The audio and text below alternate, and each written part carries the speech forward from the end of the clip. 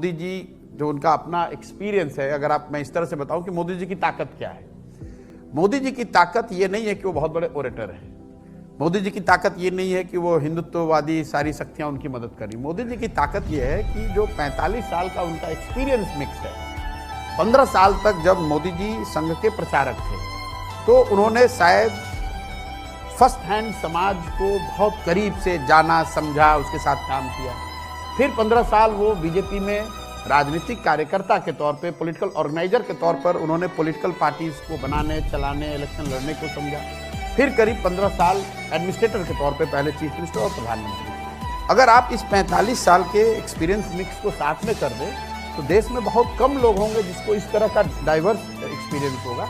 यही वजह है कि कई बार पत्रकार कहते हैं कि Modi ji can literally second guess की पब्लिक क्या सुनना चाहती है।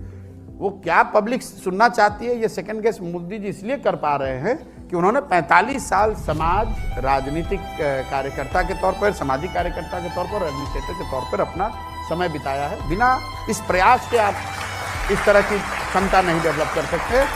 और जब तक उसको लोगों को लग रहा है कि ये टीवी पे ऐड आ रहे हैं या बहुत प्रचार चल रहा है या मीडिया पर कब्जा कर लिया इसलिए मोदी जी की ताकत है, ऐसा नहीं है। जब तक आप उनकी ताकत को नहीं समझेंगे तब तक आप उनका मुकाबला नहीं कर सकते। कई बार जब हम लोग जैसे लोग इस तरह का कमेंट करते हैं, लोग जाइएगा सोशल मीडिया पे गाली लिखेंगे, अरे ये तो मोदी का एजेंट है। मेरे भाई, ये नीति कहती है कि जिससे आपका मुकाबला है, जिससे आप लड़ना चाहते हैं, जिसको आप हराना चाहते हैं, जो आपका राजनीतिक विरोधी है या किसी भी फील्ड में, तो ये आपके लिए एसेंशियल है कि आप समझें कि उस आदमी की ताकत क्या है। तभी तो आप उसको हरा पाएंगे। जब आप उसको समझोगे नहीं तो आप उसको हराओगे क्या।